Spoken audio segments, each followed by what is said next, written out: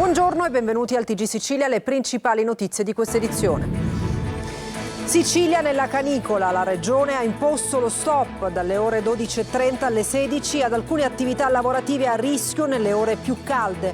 Polemica per la protesta fatta ai rider di bonus irrisori per continuare a lavorare anche con le temperature torride.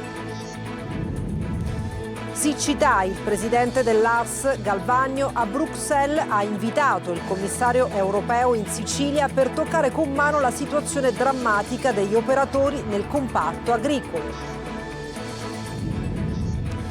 Doveva essere un importante aiuto contro la crisi idrica in Sicilia, slitta di almeno un mese la riattivazione del dissalatore di Gela, ritardi tecnici, nodi burocratici e una rete da completare dietro al rinvio.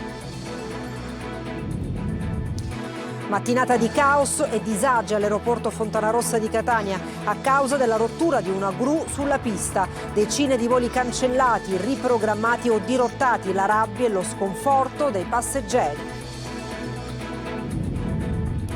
Omicidio Raciti, la Cassazione annulla il risarcimento allo Stato. La Suprema Corte ha riconosciuto un difetto di motivazione e rinviato a un nuovo collegio.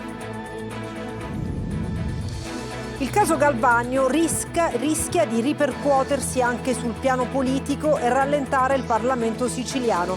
Galvagno e Amata dimettetevi è la richiesta di un'associazione palermitana in sit-in davanti Palazzo dei Normanni.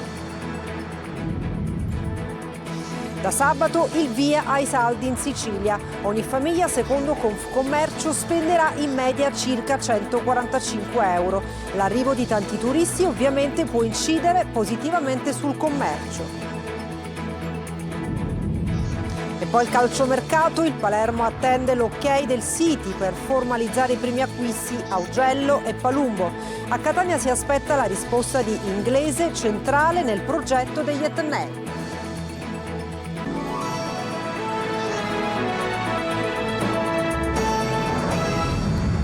Bentrovati al TG Sicilia. Sicilia ancora nella morsa del caldo. Palermo e bollino rosso, Catania e Messina giallo fino a domani. E scoppia la polemica sui lavori da effettuare all'esterno. La Regione ha disposto la sospensione in determinati orari. Ai rider invece proposti aumenti irrisori. Francesco Triolo. È imminente il picco del caldo africano che arriverà a partire da domani e per tutto il weekend in Sicilia. Le temperature schizzeranno ulteriormente fino a toccare i 40-41 gradi in alcune zone. La Protezione Civile regionale ha diffuso il consueto bollettino giornaliero indicando lo stato di preallerta per tutte le province, con livello giallo e temperature intorno ai 35 gradi a Catania, 36 a Messina e bollino rosso per la città di Palermo, dove l'ondata di calore sarà più persistente anche nella durata, visto che dovrebbe arrivare fino al weekend. Per far fronte alle alte temperature il comune ha sconsigliato di uscire da casa e fare sport nelle ore più calde, ovvero tra le 11 e le 17, una condizione di elevato caldo che si registrerà anche nelle aree interne dell'isola con temperature più alte rispetto alla media stagionale anche di 6-8 gradi. Anche la regione ha imposto lo stop dalle 12.30 alle 16 ad alcune attività lavorative a rischio nelle ore più calde, dal settore agricolo a quello edile. E ha suscitato non poche polemiche la proposta che Glovo ha rivolta ai suoi rider con un bonus irrisori per continuare a lavorare anche con il caldo. I bonus sono del 2% tra i 32 e i 36 gradi,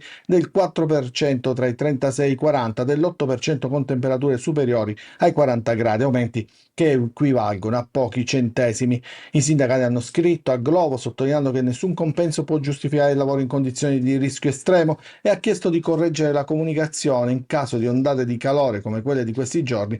Il lavoro va sospeso come prevede l'ordinanza della regione. Uno spiraglio per temperature più basse è previsto solo nella prossima settimana, ma non si scenderà sotto i 30 gradi. Strutture irrigue, vecchie e senza manutenzione, così nella piana di Catania l'acqua si perde mentre tutta la Sicilia combatte la siccità. A Bruxelles il presidente Galvagno invita la commissaria europea a toccare con mano l'emergenza. Luca Ciliberti. Una perdita del consorzio di bonifica, da dove esce tutta quella bell'acqua tanto desiderata per 2 anni. Quest'acqua in parte finisce in questo fosso e poi si disperde, in parte finisce nel mio agrumeto. La voce che denuncia è quella di Gerardo Diana, presidente del consorzio Arancia Rossa di Sicilia, IGP. Ci troviamo in contrada Serravalle, territorio di Mineo, nella piana di Catania. La perdita d'acqua arriva da una condotta probabilmente logora, troppo vecchia e certamente senza manutenzione. Credo che chiedere dei soldi agli agricoltori, a noi fortemente penalizzati da 2 anni molto difficili, non sia corretto, per non dire altro.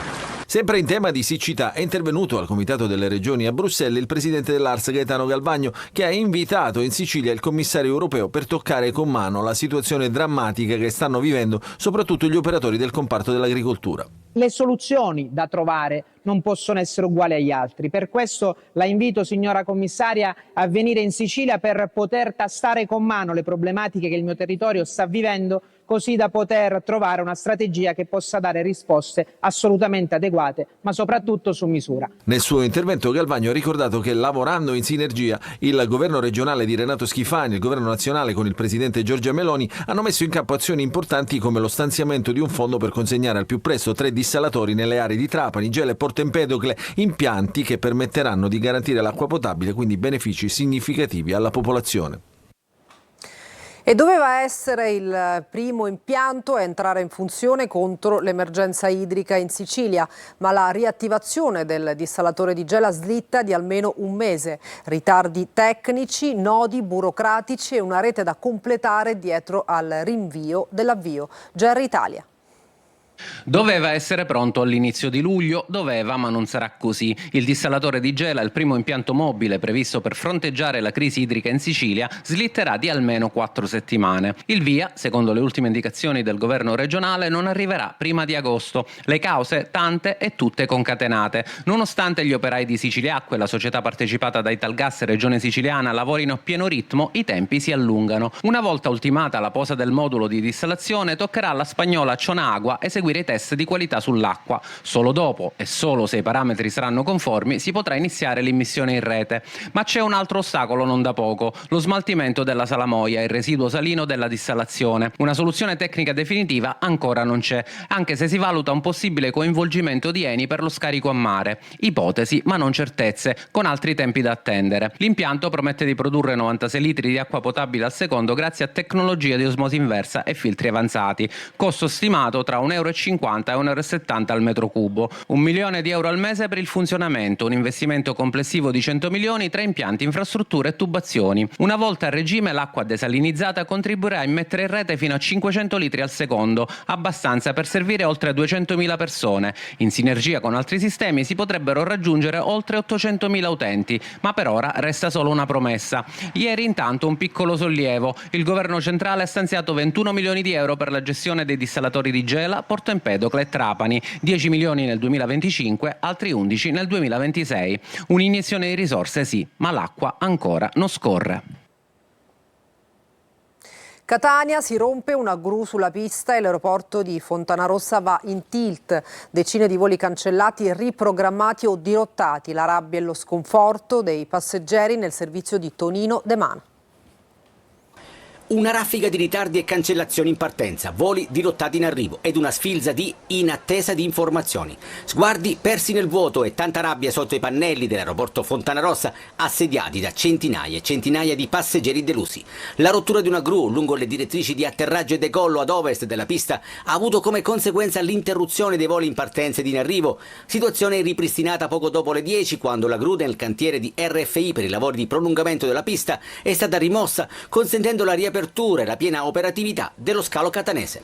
Il primo aereo ad atterrare è stato un volo TEA proveniente da Verona che, con gli spazi aerei vuoti, è arrivato con 3 minuti di anticipo. Subito dopo è atterrato un velivolo proveniente da Düsseldorf. A cascata però decine e decine di voli sono stati cancellati o riprogrammati, lasciando a terra e nello sconforto i passeggeri. Lei dove è diretto? A Pisa.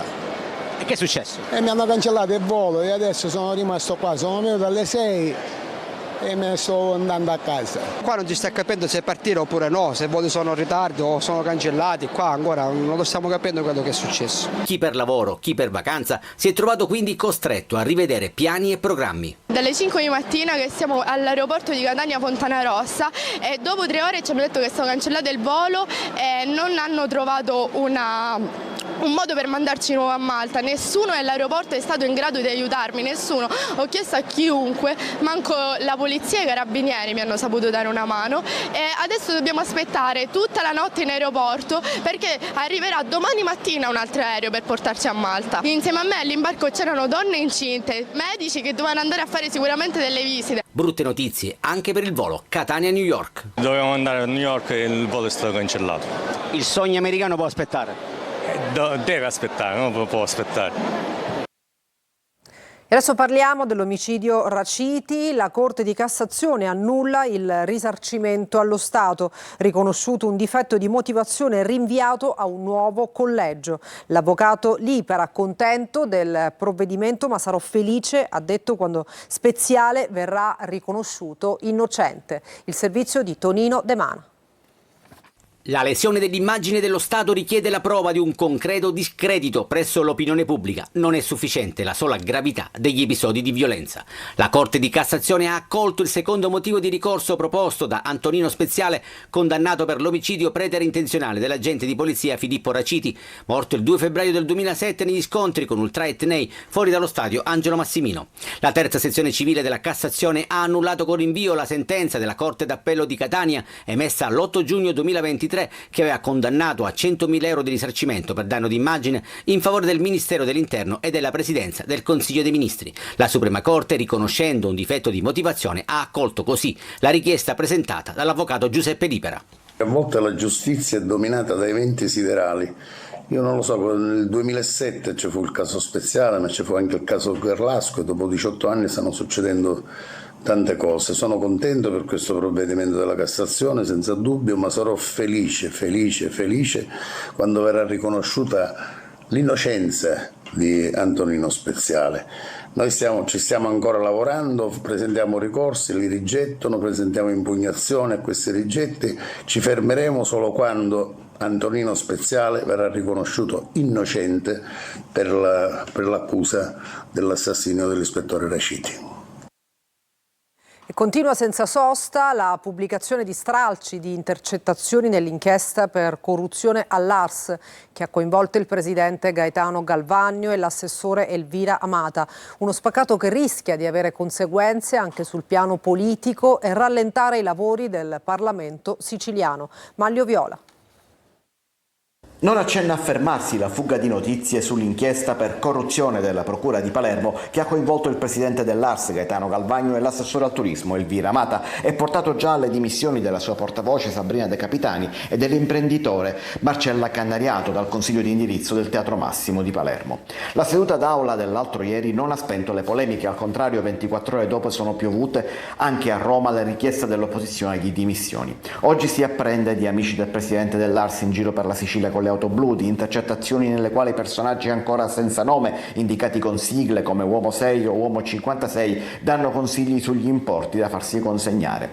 Uno spaccato di spregiudicatezza politica nel controllo di tutti gli eventi sul fronte della cultura, dello spettacolo e del turismo. Decine di intercettazioni anche ambientali continuano ad emergere dalle 196 pagine di informativa consegnate dalla Guardia di Finanza alla Procura. Entro la fine del mese il pool di magistrati deciderà come procedere e si saprà dunque se ci saranno incriminazioni, richieste di giudizio o archiviazioni.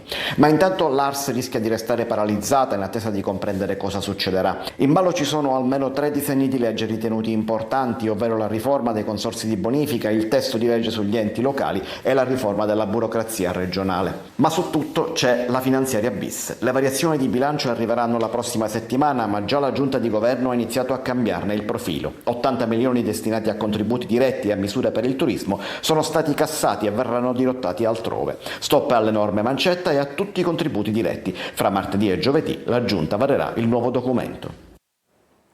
Galvagno e Amata, dimettetevi, è la richiesta di un'associazione palermitana che questa mattina ha inscenato una manifestazione davanti Palazzo dei Normanni. Sentiamo Marco Gullà.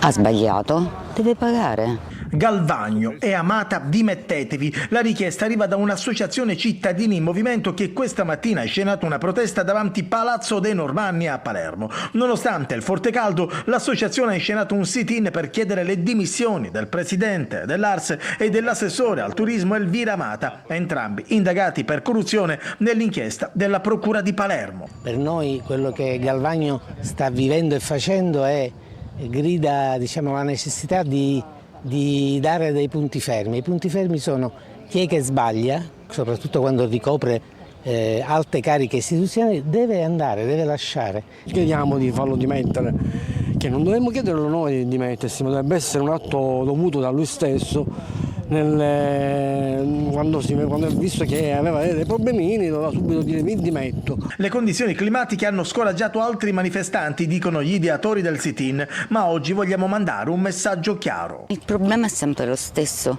nessuno paga per i propri sbagli e quindi questo senso di responsabilità che dovrebbero avere e questa famosa frase con onore e dignità, dove è andata a finire? Dove si sono nascosti questi valori? Ci vergogniamo e soprattutto notiamo che non pensano assolutamente ai bisogni dei cittadini e dei bisogni ce ne sono tantissimi. Pesante il commento finale degli ispettori del Ministero della Salute sulla vicenda legata ai referti istiologici che ha coinvolto l'ASP di Trapani. Rilevate gravi inadempienze da parte dell'ASP ed il direttore dell'unità operativa che risulta tra gli iscritti nel registro degli indagati. Laura Spanò.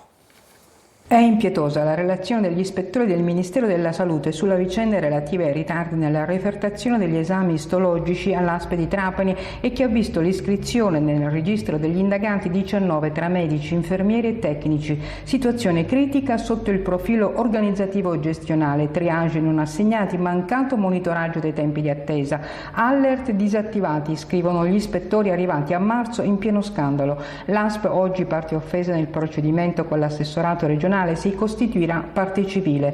Pesanti le criticità evidenziate dagli ispettori, 7 pagine di rilievi di cui 4 di inadempienze. Si parla del mancato accorpamento tra anatomia patologica di Trapani e Castelvetrano. Il tardivo accorpamento dei 2 reparti è stato ostacolato da una carenza di pianificazione operativa strutturata e condivisa che ha generato un'interruzione nella continuità gestionale con ripercussioni dirette sulla refertazione.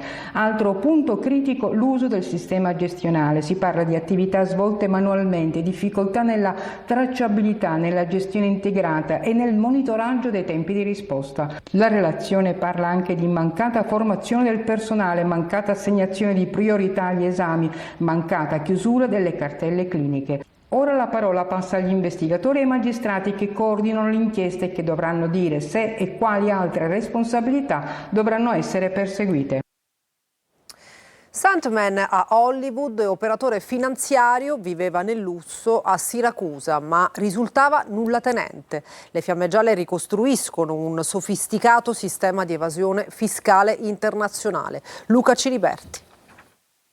Dai set di Hollywood agli accertamenti della Guardia di Finanza di Siracusa. Al centro delle indagini delle Fiamme Gialle uno stuntman siracusano già noto per aver partecipato a produzioni cinematografiche come Batman Begins, Mission Impossible e Ocean 12, che negli ultimi anni però operava all'estero come agente finanziario. Una figura all'apparenza insospettabile che ha suscitato però l'interesse investigativo perché formalmente era privo di redditi dichiarati, ma con un elevatissimo tenore di vita. Immobili di valore, vetture di lusso, partecipazioni societarie e una residenza esclusiva a Siracusa comprensiva di piscine e arredi costosissimi. Al centro delle indagini una società londinese di proprietà del soggetto indagato che fungeva da garante nelle transazioni commerciali tra imprese dislocate in vari stati del mondo, normalmente escluse dai circuiti creditizi a causa del loro elevato rischio di insolvenza.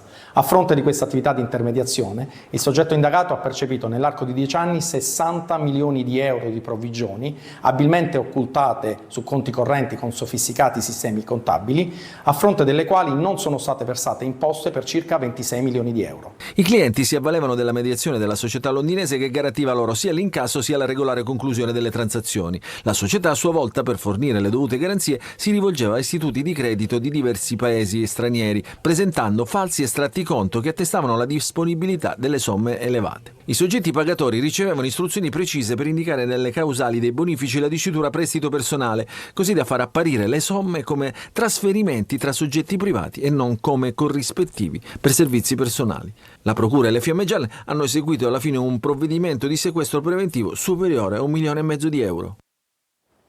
A Palermo gli agenti della Polizia Stradale di Buonfornello hanno arrestato un uomo di 40 anni trovato in possesso di 10 kg di cocaina.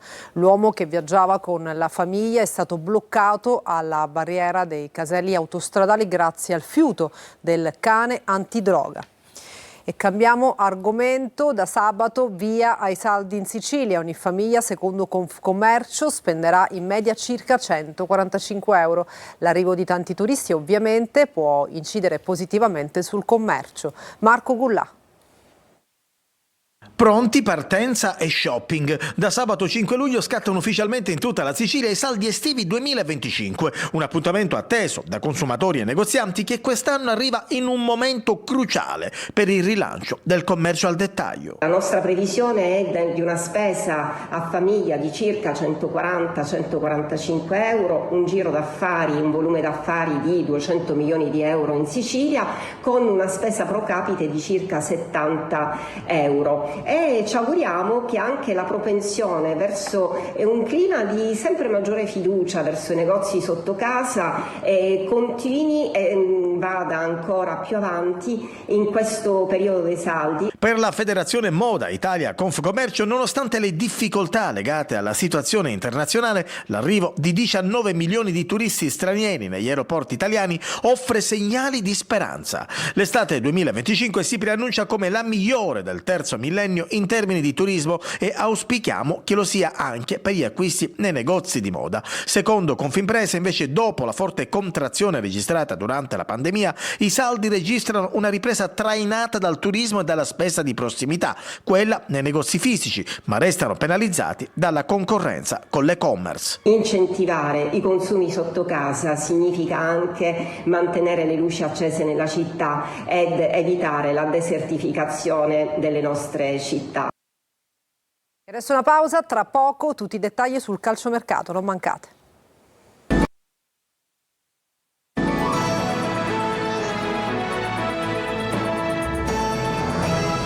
Bentornati al TG Sicilia, siamo al calciomercato, il Palermo attende il City, il Catania invece la risposta di Inglese. L'offerta fatta lo renderebbe il più pagato della rosa. Marco Carli.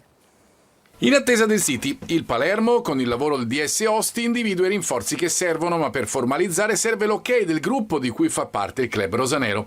A breve l'ufficializzazione di Palumbo e Augello, mentre Vergara potrebbe rappresentare un'alternativa a Palumbo destinato ad essere titolare. Si è fatto il nome di Pafundi, giovane dell'Udinese, trequartista, alo, seconda punta, operazione complessa, vista la richiesta dei friulani, prestito con diritto di riscatto sui 10 milioni. Intanto ufficiale l'estensione del prestito al Valenciennes di Apois. Il Catania, l'obiettivo è inserire 4-5 giocatori su una base considerata valida. Qualcuno arriverà in prossimità del ritiro di Norcia con la società che ha l'obiettivo di spendere ma è il giusto. La strada che in difesa porta Pieraccini è concreta, l'opzione è quella di un prestito. Lancini è un'alternativa per il pacchetto arretrato, Pastore ne ha individuate alcune per ogni ruolo su cui si vuole intervenire, anche quello di esterno a sinistra qualora per Anastasio arrivassero offerte. Capitolo Inglese, la proposta d'accordo formalizzata farebbe dell'attaccante classe 91 che tanto bene ha fatto nella scorsa stagione l'atleta con l'ingaggio più alto. Chiarella e Bocic saranno valutati in ritiro. Antonio Varsallona è il nuovo team manager. In casa Trapani 6 gli acquisti ufficializzati finora, fra cui Grandolfo, Vasquez e Kirwan. Venerdì il presidente Antonini farà il punto della situazione sia della squadra di calcio che di quella di pallacanestro. A Siracusa, a parte i nomi sui possibili ingaggi, Corona e Franzoni, si attende l'ufficializzazione del DS che dovrà guidare il mercato, sempre la Neri in Paul, novità attese in tal senso entro la fine della settimana. E per questa edizione del TG Sicilia è tutto, prossima edizione alle ore 20. Grazie per averci seguito e buona giornata.